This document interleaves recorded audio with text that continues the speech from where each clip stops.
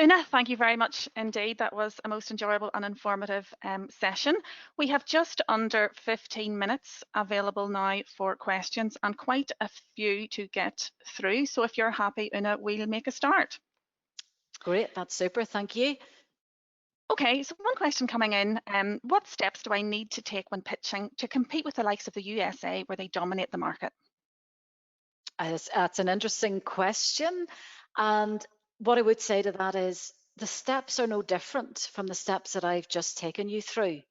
You've got to prepare in the right way because the Americans spend a lot of time on preparation and on their performance. So they practice out loud.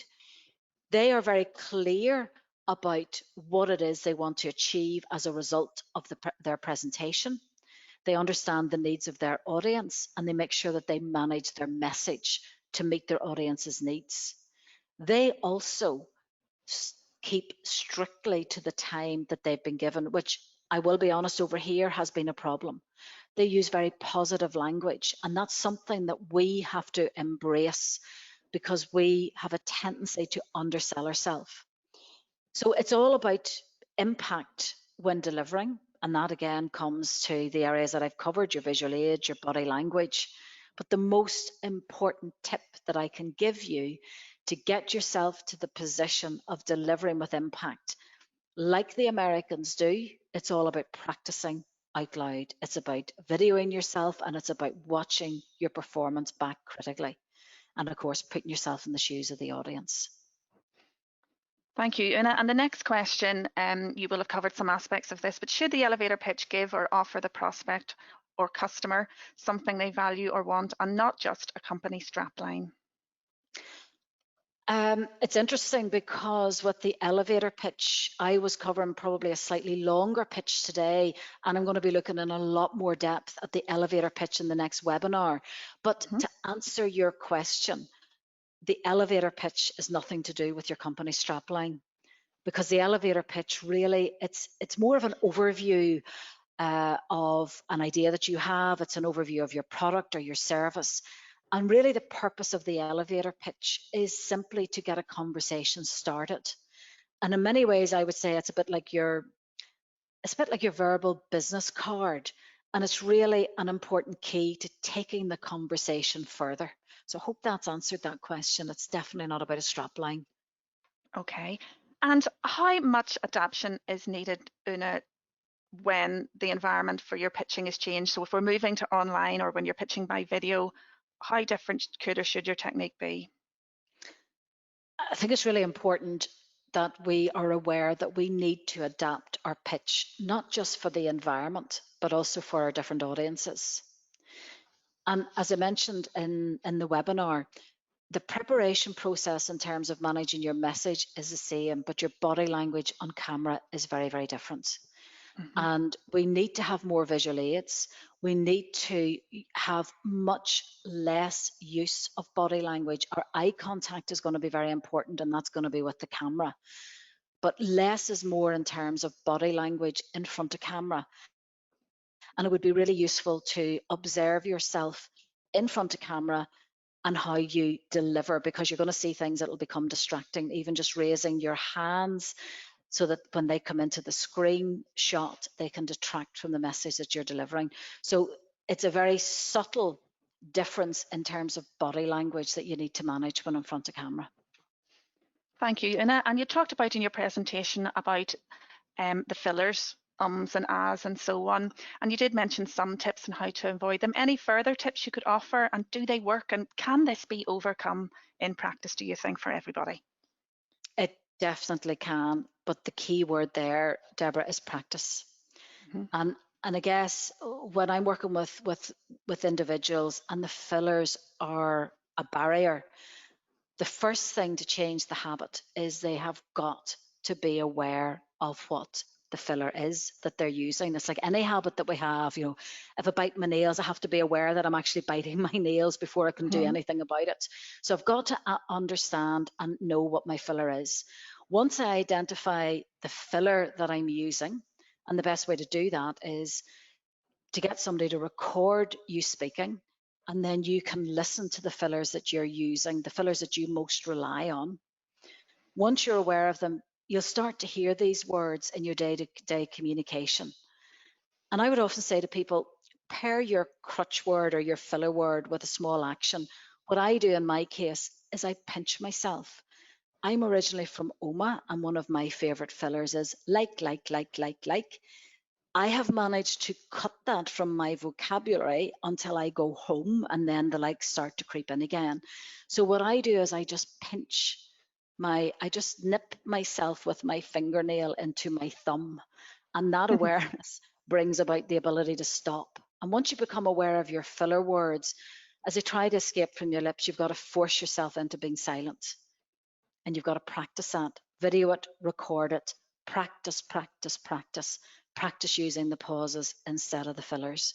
And I think, as you said earlier, that pause will feel like an eternity, but really 2 seconds of pause is nothing to the listener. Absolutely. And you mentioned during the presentation tone of voice. We have a question coming in. And have you any recommendations on improving tone of voice?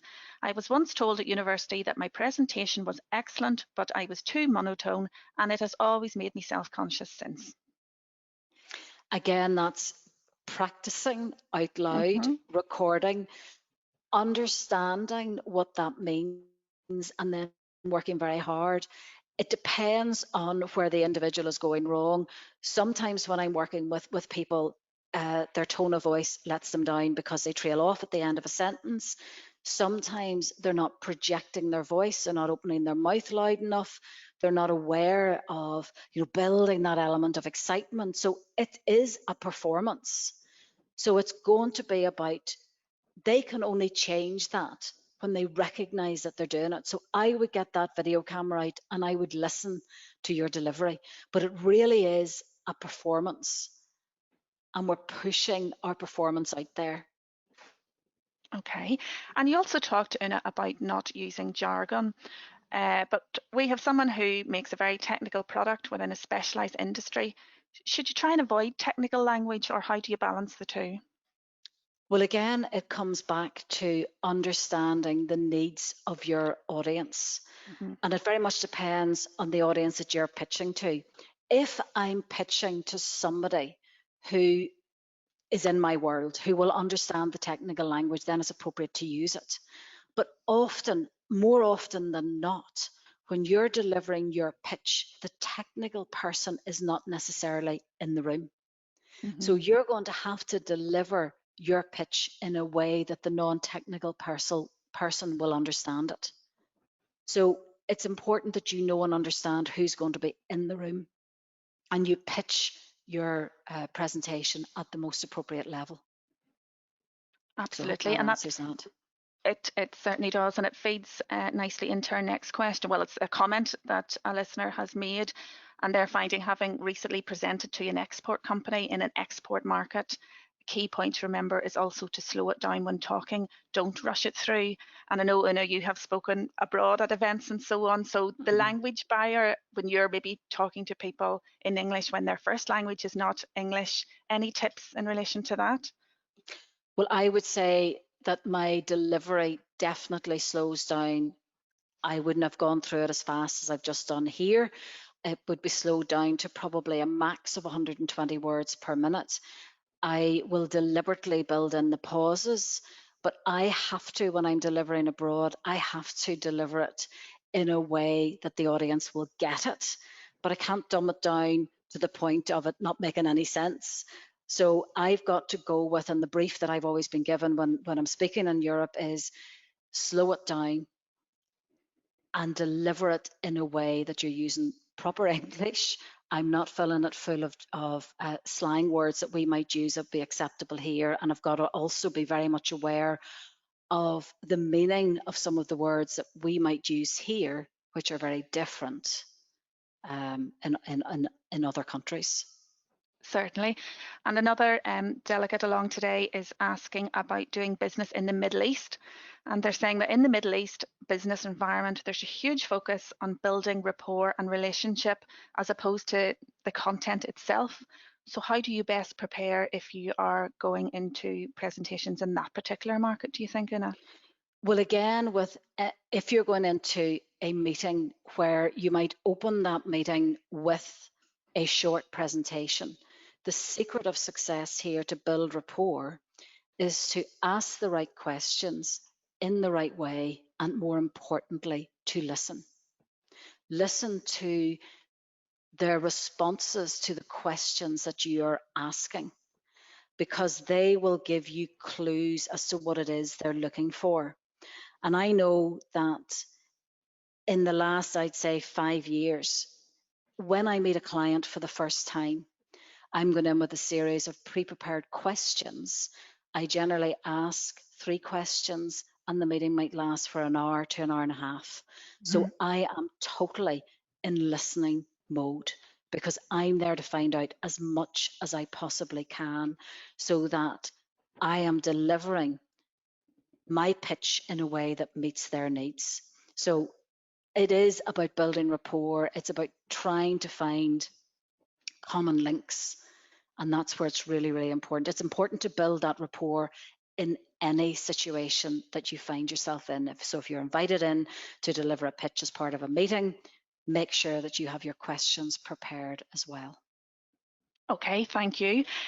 You'd also talked during your presentation, Una, about setup and how if you're doing a face-to-face presentation or pitch, and if the opportunity is there to take a look at the room, take a look at the venue and understand where you'll be standing, where other people will be and so on. What if you're not happy? Somebody is asking about the setup. Are organisers generally happy to make adjustments? And if not, what might you as a presenter or pitcher have to do to try and adjust if the setup isn't quite what you expected? We're always having to adjust, and we've got to go in prepared. We can ask for certain things to be moved around, but even if you look at the stage setting that I had in Rome, one of the big issues for me was that they actually had an auto cue there on the floor, and I couldn't see it. So it was totally pointless. So they needed to move that back. I mean, I have control over certain things, but I can't move if the sound man has everything set up. So there's flexibility, but you should be advising the client in advance of what your needs are. And asking for those in advance. I have seen speakers come in and they have, I was in Milan last year, and one of the key speakers there came in and he just said, no, I'm not prepared to present in this format. And he changed the entire room. Now, that does not leave a good taste in the client's mouth. So you've also got to be aware of the impact. I find that I adjust more than I change. I can change around the edges, but sometimes I don't have full control to do it the way I want. But I have a set list of what my requirements are, and they are always sent in advance to the client to see as best as possible if they can meet those requirements. Okay, again, it's excuse me, it's all coming back to the preparation again, Una. Yes, it is. Okay, I'm just looking at the time here, and our time is more or less up, but I just have one question coming through, and this webinar, as we all know, is being recorded, so there will be the opportunity for people to watch it through again. But someone has just asked about the 4-step approach that you had for your introduction. So that was step 1, the catalyst, 2, protocols, 3, topic, and 4, key themes. And they're just asking for a bit of clarity again in and around what's the difference between topic and what's the difference between key themes. So the topic of my presentation today was pitching to win. That was a topic. But the key themes that I covered preparation. I covered, I can't remember. I covered preparation. So my 3 key themes were preparation, how to create your pitch message, and finally, how to deliver with impact. So those were the 3 key themes. So those 3 key themes then move into the body of the presentation. So as I went through it, I deliberately signposted the audience that we're now in preparation. Then I moved them. I had a holding slide for the message, and I had a holding slide for impact. So the difference between the topic is what I'm here to present on, and the key themes are the key areas that I'm going to cover to deliver that content. Okay, thank you, Una. That's very clear. We will conclude our question and answer session now. So that's our webinar almost finished, and I would like to take this opportunity to thank Una from Marcom Training for presenting today. We've tried to get through as many of your questions as we could, and we hope that you've found the session useful. If you weren't able to have your question answered today, we continue to update our business website, nibusinessinfo.co.uk, with the latest guidance, advice and FAQs. To receive updates, please sign up for the email newsletter on nibusinessinfo.co.uk. So today's webinar was the 9th in our Practical Export Skills series. The 10th and final webinar in the series is next week, next Tuesday, the 11th of August, and its topic is how to craft a perfect elevator pitch, and we're delighted to be welcoming Una back to deliver that session for us. You can register for it and the rest of the series on investni.com/events. Should you wish to be notified of all the latest events, news and support from InvestNI, and if you haven't already, then please ensure you sign up for our 2-minute update email newsletter at investni.com/newsletter. That's it for today's session. I would like to thank you all for attending, and I hope that you have a great day. Thank you.